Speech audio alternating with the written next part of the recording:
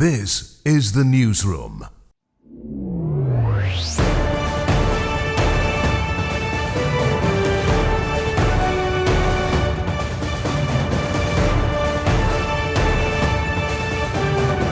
Hello and welcome. This is the newsroom for Tuesday, April 1st, 2025. We're broadcasting to you on E1, SKAR TV, NTN, and Tarzee TV in Bartica.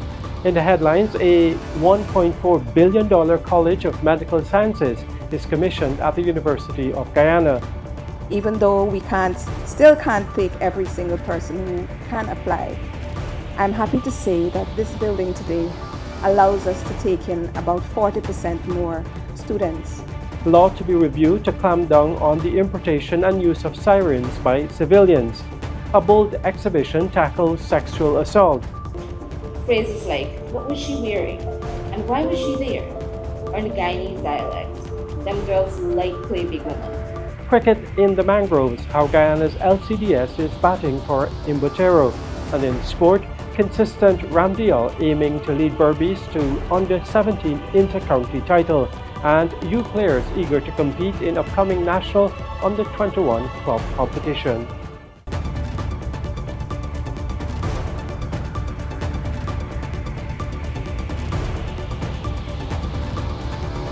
With the news, I'm Neil Marks. We're glad you could join us. A new College of Medical Sciences building has been completed at the University of Guyana. The US $6.9 million project was commissioned today, with President Dr. Irfan Ali taking the lead. From age 4 to 40, victims of sexual assault are sharing their experiences at the Asking for It exhibition that opened on Tuesday at the Guyana. The eye-opening exhibition on sexual assault awareness runs until the 7th from 10 in the morning to 6 in the evening. It aims to tackle difficult questions about consent and challenges harmful narratives. The exhibition marks the commencement of Sexual Assault Awareness Month, observed annually in April, and is hosted by the Ministry of Human Services and Social Protection in collaboration with the Imperial House. We are giving the same and even higher level in many instances, a higher platform so that our students will be globally competitive. And I'm sure that with the investment in these facilities, we now have to go for additional certification, not be happy with what we have alone. But that additional certification, because eventually we will have to make more investments. You're talking about one additional floor. We may have to make 9, 10 additional floors. Because if we are to deliver and make education a cornerstone for economic value, and looking at it as part of the economic diversification of the country, we already said education and health will be part of that diversification. This project is the culmination of decades of long needs, and it is our privilege to see it through in its final phase to fruition. There are many, many people, as you've already heard, to thank. Going all the way back, I'm told, by Professor Cummings, to a Guyanese on the World Bank called Richard, ending the name Charles, to a former president we fondly call BJ. And now, even though we still can't take every single person who can apply, I'm happy to say that this building today allows us to take in about 40% more students in the medical school than we have been able to take. The importance of the investments that are being made here on medical training and education. Education is about the interaction between a teacher and a professor and a student, and that interaction is where the magic of learning happens. And in this case, what is learned is not only the scientific and medical knowledge, but what's learned is how to care for a patient, a person who can be in a vulnerable moment of his life. The challenges we face training the next generation of doctors and health professionals have profound implications, not just for the medical profession, but for the health and well-being of all our population. No one asks to be assaulted or abused. It is not the victim's fault. It was not what they were wearing. Every survivor of sexual assault deserves justice and to be heard, believed, and supported. These were the clear messages as the Asking for It exhibition on sexual assault awareness opened at the Guyana on Tuesday. Executive Director of the Imperial House, Wasim Khan, said the event was conceptualized when survivors were asked to share their stories. To think that persons have gone through such horror in places where they were supposed to be kept safe, at home, with their parents, with their grandparents, and yet this was the eventuality of it. On display are powerful experiences of outfits survivors wore at the time of their assault. Placards with their names, ages, and stories aim to transform the way society responds to sexual violence. But the exhibition also dives deeper to educate persons on the various sexual offense laws and policies in place. Too often, survivors are met with judgment instead of justice, with scrutiny instead of support. Phrases like, "What was she wearing? And why was she there?" Or in the Guyanese dialect, "Them girls like play big woman. If she won't wear that, what she expect? She looked for that." Or she was asking for it. Meanwhile, Child Care Director Levine Gavaya underscored the importance of advocacy and policy reforms to protect and empower survivors. Survivors are not statistics. They are our friends, family, colleagues, and our neighbors. Their experiences deserve to be heard, believed, and met with unwavering support. When victims speak up, the remarks and reactions they receive expose deep-seated biases that must be confronted and changed, Minister of Human Services and Social Security, Dr. Vindiya Prasad, stated. We realize that age does not matter, gender neither, social strata not at all, ethnicity, religion, and more so, what you're wearing. Implicit in all of this is the deep understanding that no one asks for this, not a soul. The Asking for It exhibition is more than a display. It is an immersive experience designed to spark dialogue, challenge misconceptions, and ultimately drive meaningful change in the fight against sexual violence. For Newsroom, Isanela Patwo. To curb the illegal use of sirens by civilians, the authorities will be moving to review the customs law to control the importation of these items. Attorney General Anil Nandlal made this revelation on Monday while speaking at the commissioning of the Friendship Magistrates Court. You heard us speak about the illegal use of sirens. That's another issue. Commissioner of Police,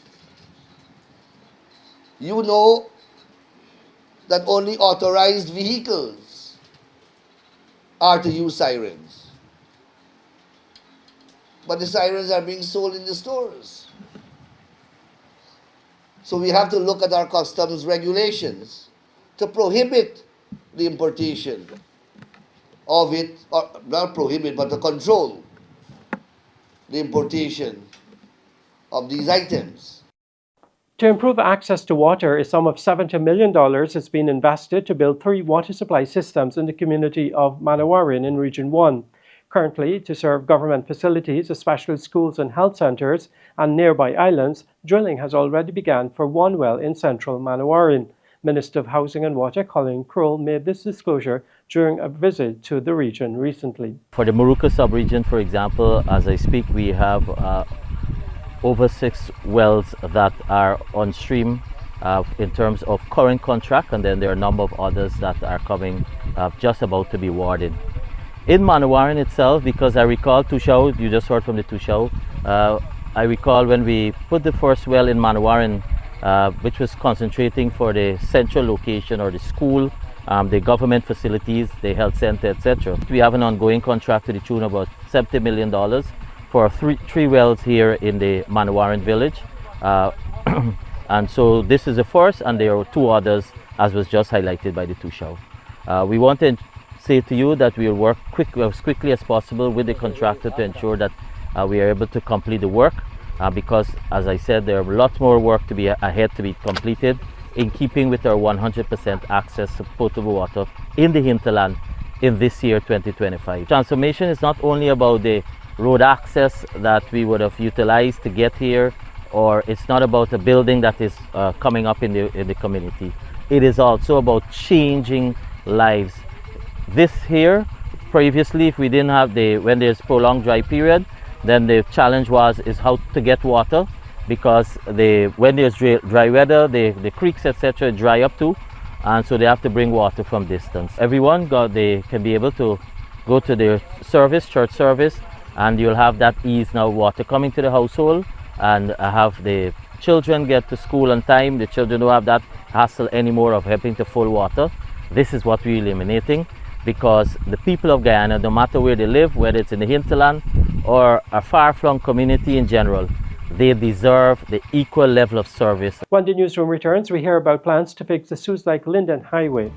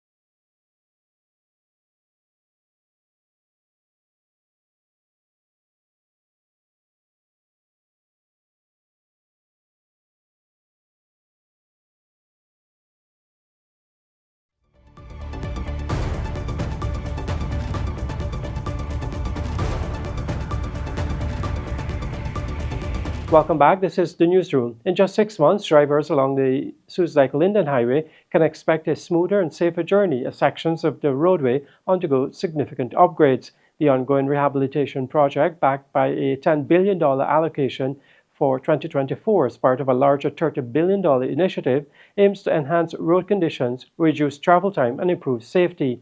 During a recent site visit on Tuesday, Minister of Public Works Juan Edgil assured the public of the project's benefits while urging caution among road users during construction. With the pace that they are working, within 6 months, significant sections could be already overlaid. And in those sections, you'll be able to move faster. So if I project a 6 months period, not the entire highway will be done. It's the sections that they're working on, they could be able to clear that out, overlay it, and then they start working on other sections, because they would have to do it in sections, and you would recognize that they're working from two ends. They're working here, it's going up, and they're working from Bamia coming down. So they'll be able to connect work on the actual carriageway is accelerating. We have seen various comments and concerns raised by commuters, drivers, as well as passengers. And we would like to address all of the issues. Construction is taking place right now. For example, the area where we are standing, it has been milled out. This is where they started milling out the entire road, where the asphalt is being taken up by way of a machine. The surface is being prepared for overlay. They have to put on crusher run, which involves bricks. We can't be speeding in the construction zone. That's one, because the people who are working on that zone are at risk. But you're also putting yourself at risk by speeding on a surface that is not completed. By speeding on a surface that is with crusher run or with got stones, would cause pebbles to fling up in the air, break other people's windscreen. The crusher run has fangs in it, so you would have dust.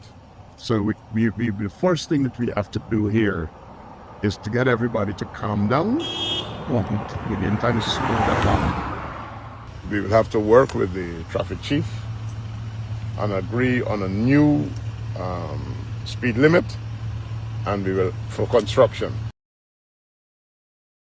those signs in the interest of ensuring compliance. But the big issue here right now is that people have to slow down. If we don't slow down, it's going to be too dangerous. The workmen would not be able to work in a construction zone with people driving at 90 miles an hour. Aimed at ensuring that access to justice is made easier, a new magistrates court was Monday commissioned at Friendship, East Bank, Demerara at a cost of $449 million. The structure will serve more than 18,000 residents from the communities of Craig to Long Creek. Already, more than 200 cases have been assigned to the court. Attorney General Anil Nandlal joined members of the judiciary to commission the new building on Monday. We have over 50 court edifices across the country. And apart from the High Court structures that are old but in pristine conditions, and our heritage buildings, all the magistrates' courts and the other court buildings in the country are spanking new edifices. And in a unique partnership between the judiciary and the executive, with an initiative originating from His Excellency the President himself, we established in short time 33 container courts at all the major prison centers in this country. So crucial is the administration of justice to a civilized society. The Judiciary of Guyana is tasked with serving throughout the length and breadth of Guyana, and to serve the entire East Bank corridor. We recognized very early that the courts at Providence and at Diamond were insufficient to meet the legal needs of the citizens of this country, and indeed all those who seek the services of the court. And so today what you're witnessing is improved access to justice. You're witnessing improved access to justice in the communities outside of Georgetown and the other main hubs. So every single resident in this community must have access to the legal services provided by this court. And it is also in keeping with our mission and our vision of the judiciary. We are bringing legal services and justice closer to the community. To promote the prevention of occupational accidents in the workplace, artificial intelligence, or AI, is being utilized by the Ministry of Labor. The use of advanced technology for this purpose comes amid stark records of accidents in the mining and construction sectors and is part of a global drive to enhance workplaces through technology. This year's Occupational Safety and Health Day will be observed on April 28th under the theme Revolutionizing Health and Safety, the Role of AI and Digitalization at Work. The Occupational Safety and Health Department of the Ministry of Labor is charged with the responsibility of monitoring, encouraging, and enforcing good practices in safety and health standards at work. Emphasizing the country's commitment to promoting workplace safety during the launch of Occupational Safety and Health Month at the Labor Ministry's compound at Brickdam, Georgetown, Minister Joseph Hamilton said it is also important for employers and trade unions to play a role in ensuring that workplaces use technology without detracting from the workforce. While the government needs, among other things, to invest in regulatory oversight, employers need to be able to anticipate the hazards before they materialize and create safer environments to reduce workers' exposure to dangerous tasks. Trade unions also have a critical role to play in ensuring that technology enhances and does not replace the human element in the workforce. Norris Witter, president of the Guyana Trades Union Congress, and Carvel Duncan, president of the Federation of Independent Trade Unions of Guyana, agreed with the minister's sentiments that workplaces should not use technology to replace workers. The minister further noted that in keeping with this year's theme, his ministry is focusing on the use of emerging technologies like AI and robotics to assist workers in ensuring their safety. He added that understanding how machine learning, unmanned aerial vehicles, task automation, and smart digital systems are impacting workplaces is also within the ministry's current scope of work. The use of AI in workplaces assists in achieving faster workflows and provides data analysis that can help identify challenges and reduce risks. Adam Cantu, a representative of ExxonMobil Guyana Limited, and Vaman Jurai, country lead for Halliburton, shared that the oil and gas industry is continually improving and enhancing its use of technology in the workplace. Cantu noted that the industry is playing a vital role in advancing Guyana's workplace safety and health culture as more companies adopt the necessary protocols. We focus on integrated framework of system, processes, tools that we can use and behaviors that we reinforce by leadership so that collectively and consistently we can aspire to a working environment where truly nobody gets hurt. The objective of workplace health and safety is to ensure that accidents and incidents are reduced or eliminated. Industries that utilize machinery are critical areas for these interventions, but there is also a need for a broader focus across all sectors. As such, the Labour Ministry is working assiduously to ensure companies operating in Guyana implement safety measures through regular site visits. Reporting for the newsroom, Lazina Yearwood. When the newsroom returns, cricket in the mangroves, how Guyana's LCDS is batting for Imbotero.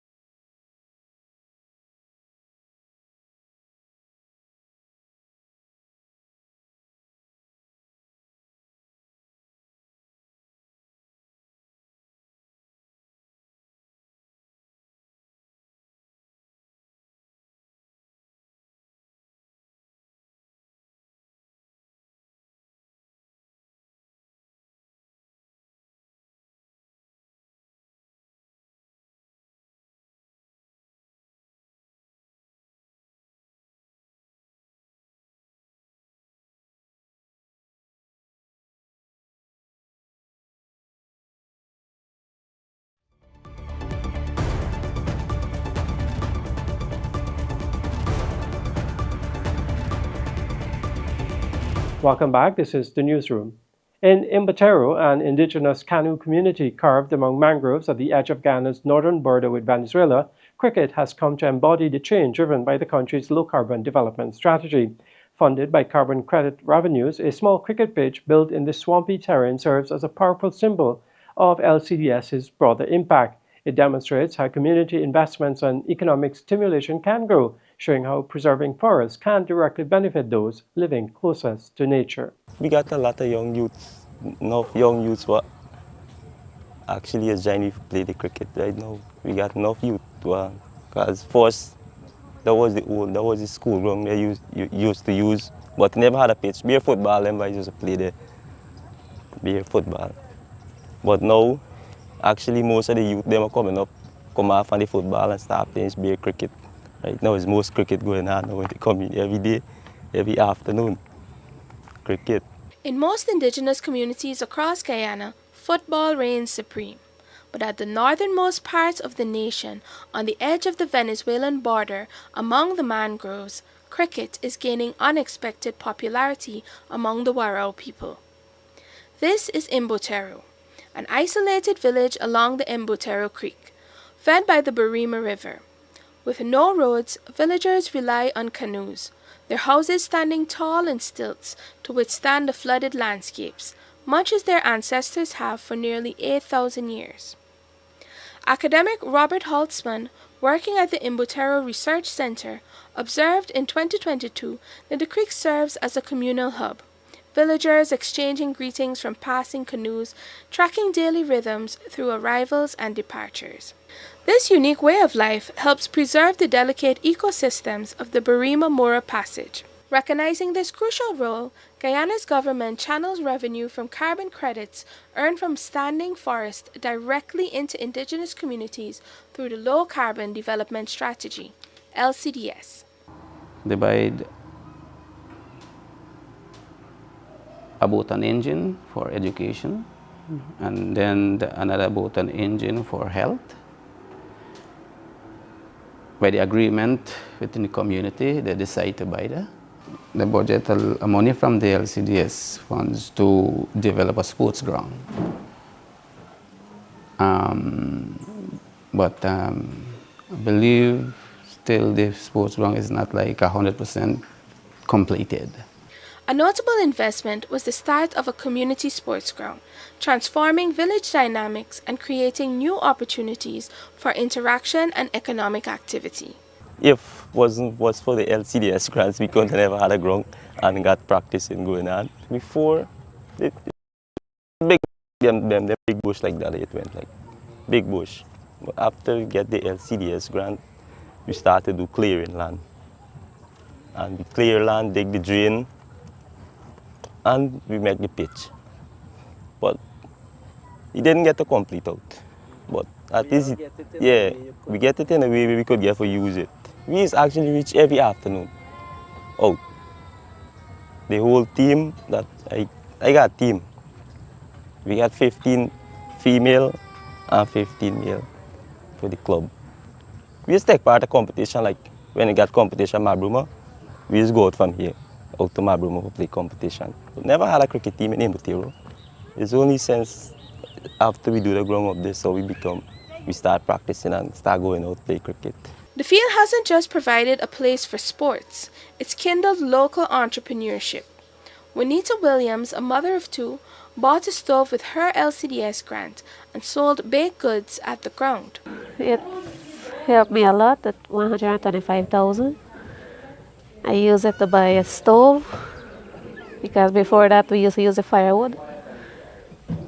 Yes, so since we get the stove, like during your rainy season, like you could get up and cook anytime because when you use the firewood, you get up, like when rain falling, you can't go to get a dry wood to blaze fire. So the stove benefit me a lot. Bake like little baking and stuff. You go around and sell like to the sports ground. We had a sports ground up the creek.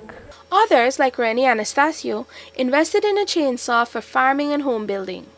Jose Anastasio, returning from Venezuela, sees opportunity in the freezer he purchased, hoping to start his own business. The money we get from the cash go on share out, And by this one help me out. Who do the farming? Before this, we not getting money. We only getting couple crab, 5 quick, 6 quick of crab. We can't buy salt like this. No. When we get the money, I'm buy this. Thank God because he help you out and he just help you out. But through them now, we get this thing. No. When me come in here first, me no had a job, but me work along with business people. I like do trenching, and so me raise me little money. Me do a little house, and then the government start support, and so we take the little support, and then me buy the freezer, put say me go raise a business like buying one piece of me say that me go start with. I'll buy the freezer first, then later we go see what more make up. I can me plan for I want to do a fine business.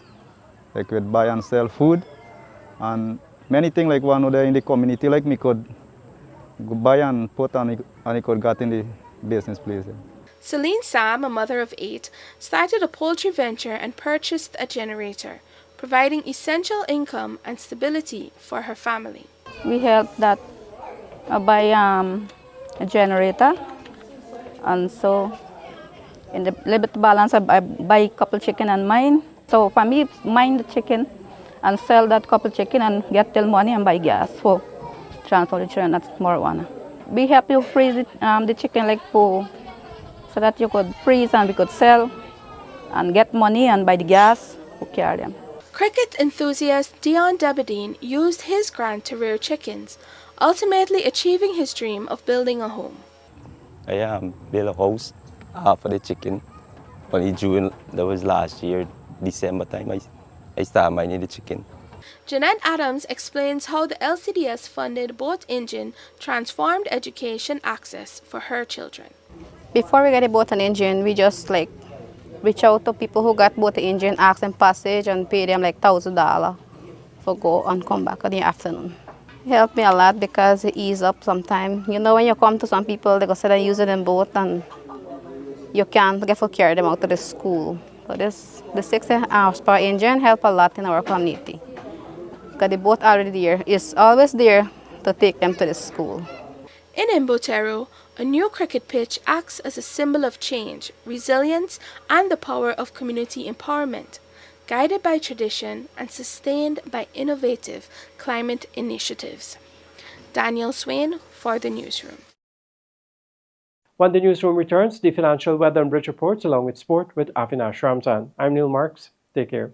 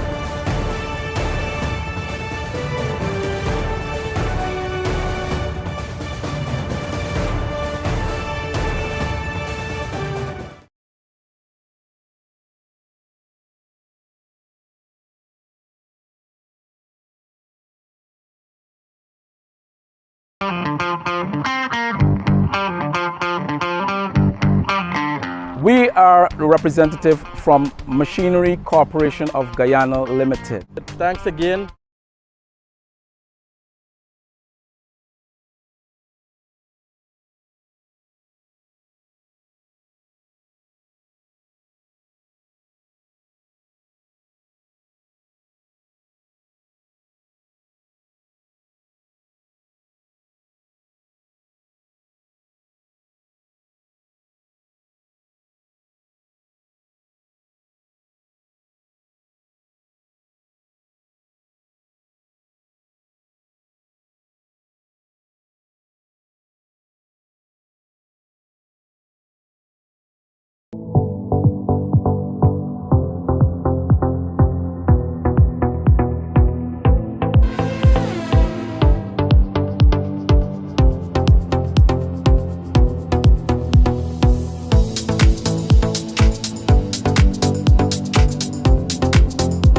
Welcome back to Newsroom. Now for a look at what's happening in sport. We're starting us off with some cricket news.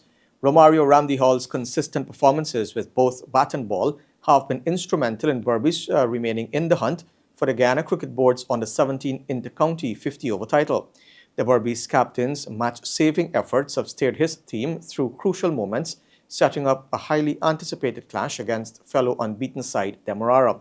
The two teams will meet on Wednesday at the LBI Community Centre ground, commencing at 9:30 in a battle for the championship title. Ramdeholl's contributions have been significant, amassing 115 runs at an impressive average of 57.5 across two matches with 2 50s. He has also chipped in with crucial wickets, turning the tide in his team's favour when under pressure. The Berbice captain has expressed his desire to translate his individual performances into team success, aiming to secure the title for his county. Yeah, I feel great having 50 yesterday and today again. Last game against them Wednesday, hoping for bring home the title. Nothing challenging. We'll get some new players. I'll tell them to train hard, work hard on the game. Main thing, you need to train hard, work hard on the game, work hard on your fit is the most important thing. Yeah. Looking back at the two matches, anything you think Berbice can improve on to be better to defeat Demerara? We need improving our batting slight. We've been scoring much runs in the past two games.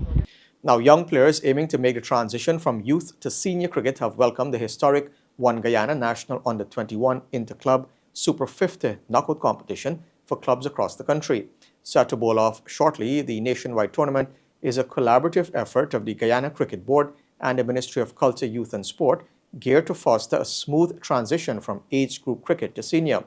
In Demerara, a total of 13 clubs will vie for top honours, namely West Watuka, Fairfield Young Rivals, Ogle Sports Club, Luziknan Sports Club, East Bank Eagles, Georgetown Cricket Club, Transport A and B, Everest Cricket Club, Demerara Cricket Club, Maltino Sports Club, Metamerzarg, and Helena 1 and 2 Sports Club. Youth cricketers Krishna Singh, Mahim Khan, Chandrapal Ramraj and Romeo Denarine are elated to have this opportunity to showcase their skills in the historic first ever Under-21 tournament. I mean, it's another great opportunity for us to showcase our players and our commitment to the game. And it will be a great opportunity for the players that just finished under 19 to have a good tournament like this to play. It's another great initiative from the Cricket Board and the Ministry to have this tournament. The experience for players that finish under 19 to have another good tournament to play before they play senior level cricket. We're looking forward to this tournament as a big opportunity for the younger guys to come out and do good after the under 19 level, so break into the senior level. I just hope that we go out and play good cricket because Demerara produces a lot of good players and there's a lot of good club in the county. So, well, I just have to hope for the best and hope my team comes out on top at the end.